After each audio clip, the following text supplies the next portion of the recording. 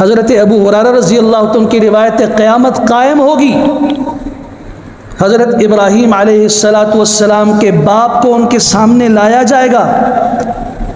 ابراہیم علیہ السلام اپنے باپ کو دیکھیں گے اور ان سے سوال کریں گے، میں آپ کو نہیں کہتا تھا میری نافرمانی نہ کرو؟ کہا ابراہیم آج الیوم لا اعصیک، آج میں تجھ سے وعدہ کر دوں میں تیری نافرمانی نہیں کروں گا۔ حضرت ابراہیم علیہ السلام اللہ سے دعا کریں گے، اللہ آپ نے مجھ سے وعدہ کیا تھا کہ میں قیامت کے دن تمہیں سب کے سامنے رسوا نہیں کروں گا، اس سے بڑی رسوائی کیا ہو سکتی ہے؟ ایو خزی اخزا، اس سے بڑی رسوائی کیا ہو سکتی ہے کہ پوری دنیا آدم علیہ السلام سے لے کے قیامت تک آنے والے آخری فرد تک میدان حشر میں موجود ہیں اور میرے باپ کو دیکھ رہے ہیں، سب کو پتہ چل رہا ہے کہ یہ ابراہیم کا باپ ہے، جہنم میں ڈالا جا رہا ہے۔ لوگ اسے تو نہیں جانتے، لوگ تو میری نسبت سے کہہ رہے ہیں کہ ابراہیم کا باپ ہے، دیکھیے اس کا حشر کیا ہو رہا ہے، اس سے بڑی رسوائی اور کیا ہو سکتی ہے؟ اللہ اکبر۔ اللہ تعالیٰ کسی کو رسوا نہیں کرتا، کسی کی قربانی کو اللہ ضائع نہیں کرتا، ایک دم میدان حشر میں اللہ نقشہ بدل دیں گے۔ اللہ فرمائیں گے ذرا دیکھ اپنے قدموں کی طرف، ابھی جہاں باپ کھڑا تھا سامنے، حضرت دیکھیں گے فَإِذَا هُوَ بِذِيخٍ مُتَلَطَّخٍ، ایک بجو جانور ہے، خون میں لتھڑا ہوا، نجاست اور گندگی میں لتھڑا ہوا وہاں ہوگا، اور کہا جائے کہ اس کو گھسیٹ کے جہنم میں ڈال دو۔ ہم نے ابراہیم کی عزت کو محفوظ رکھا، اس کے باپ کی شکل ہی مسخ کر دی، شکل اس کی جانور نجس جانور کی طرح کر کے اٹھا کے جہنم میں ڈال دیا۔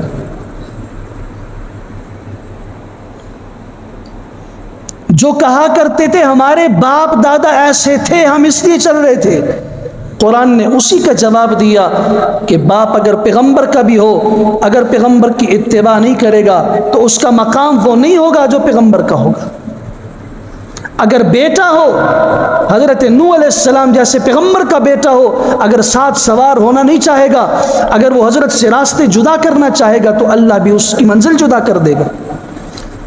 اگر حضرت لوط اور حضرت نوح علیہ السلام کی بیوی پیغمبر کی بیوی ہے، عام نہیں، پیغمبر کی زوجہ ہے، لیکن فخانتاہما، اپنے شوہروں سے خیانت کی انہوں نے ایمان لانے کے معاملے میں، فلم یغنیا عنہما من اللہ شیئا، تو وہ دونوں پیغمبر جو خاوند تھے، حضرت نوح علیہ السلام، حضرت لوط علیہ السلام، اپنی بیویوں کو نہیں بچا سکے۔ سورہ تحریم کہہ رہی ہے۔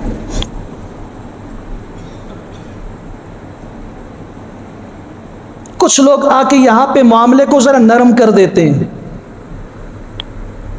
کہ جی نہیں، یہ تو حضرت ابراہیم علیہ السلام کا باپ نہیں تھا، یہ حضرت ابراہیم علیہ السلام کا چچا تھا۔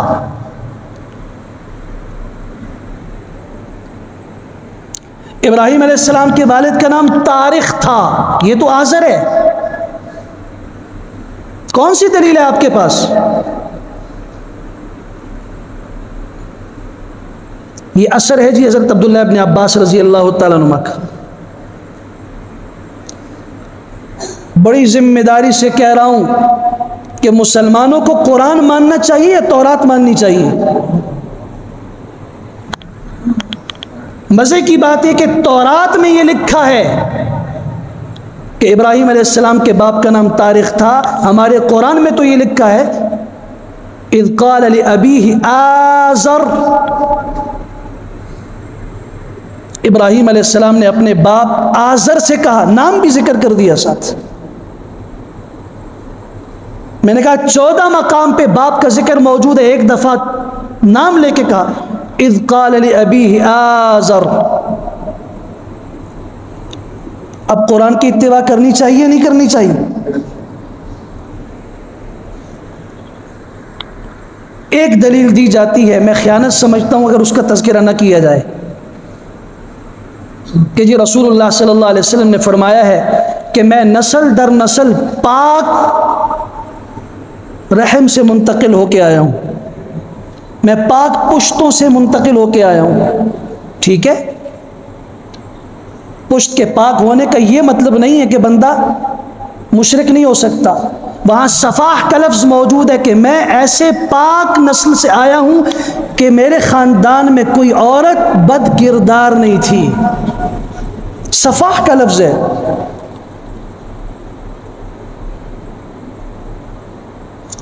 حضرت نوح علیہ السلام کی بیوی مشرکہ تھی، بدکار نہیں تھی۔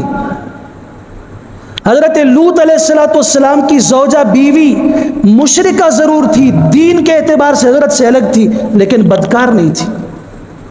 یہ بات ذہن میں رکھیے کہ پیغمبر کے لیے اللہ جن عورتوں کا انتخاب کرتا ہے، جن ماؤں کا انتخاب کرتا ہے، جس خاندان اور نسب کا انتخاب کرتا ہے، اس نسب کے مرد بھی اور عورتیں بھی پاک دامن ہوتے ہیں، اگرچہ وہ عقیدے کے اعتبار سے مشرک ہو۔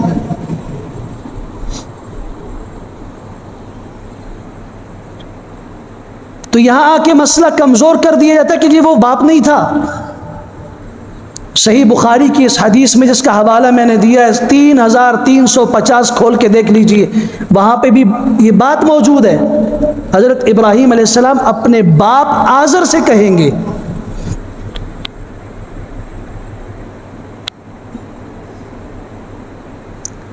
تربیت کرنے والا اگر بگڑ جائے کوئی مسئلہ نہیں ہے، انسان اگر راہ ہدایت پہ چلنا چاہتا ہے، ساری دنیا میں کفر اور شرک اور اندھیرا ہو، اللہ تعالیٰ خود اس کی روشنی کا انتظام کر دیتے ہیں۔ کل قیامت کے دن کوئی نہیں کہہ سکتا اللہ بابل میں تو سارا اندھیرا تھا، مجھے سمجھانے والا کون تھا، میں کیسے سمجھا؟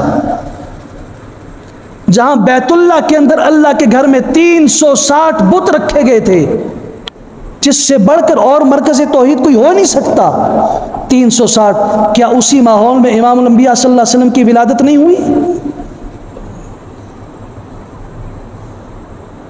جہاں اطراف میں رہنے والے لوگ، مکہ کے لوگ ان بتوں کو معبود سمجھتے تھے، اللہ نے اپنے آخری پیغمبر کو اسی ماحول میں نہیں پیدا کیا؟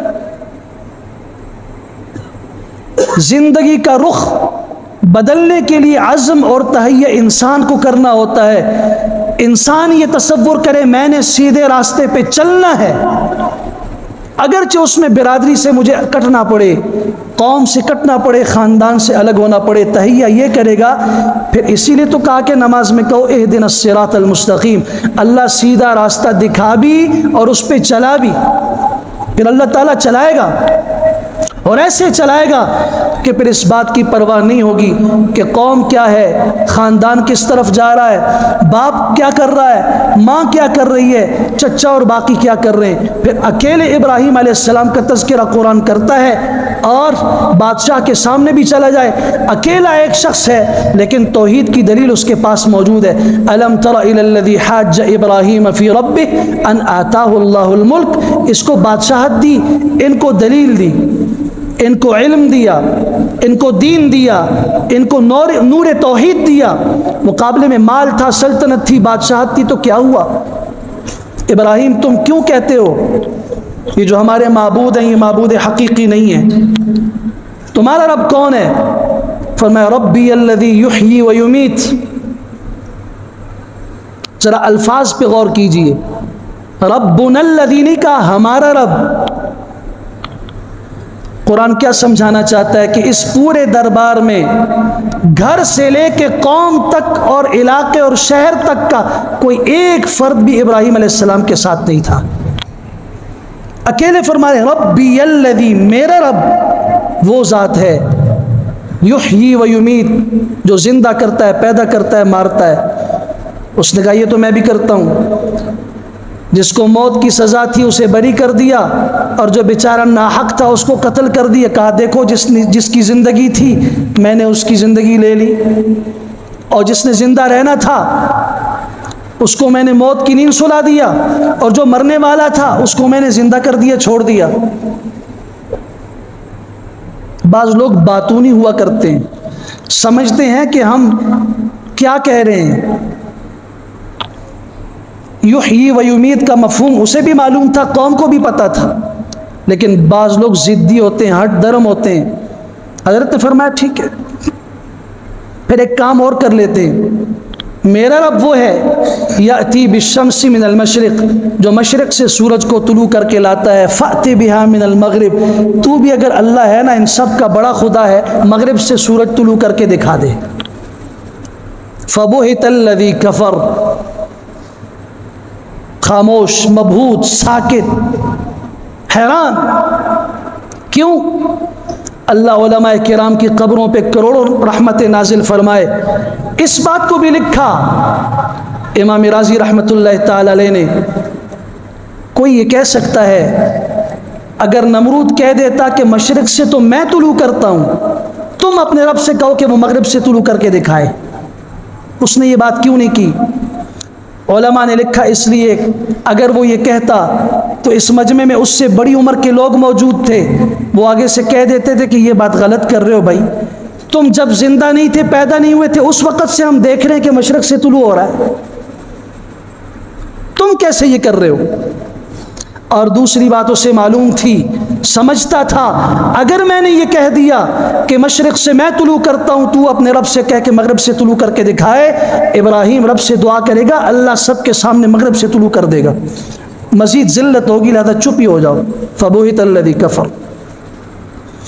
اب جب باطل کے پاس کچھ نہیں ہوتا تو پھر ہوتا ہے کہ جی بھئی مارو، ختم کرو، قالوا حرقوه، اسے جلا دو، وانصروا آلہتکم، اپنے معبودوں کی نصرت اور مدد کرو۔ سبحان اللہ، معبود تو وہ ہوتا ہے جو بے سہارا کی نصرت اور مدد کرتا ہے، یہاں کہا جا رہا ہے تم اپنے معبودوں کی نصرت کرو۔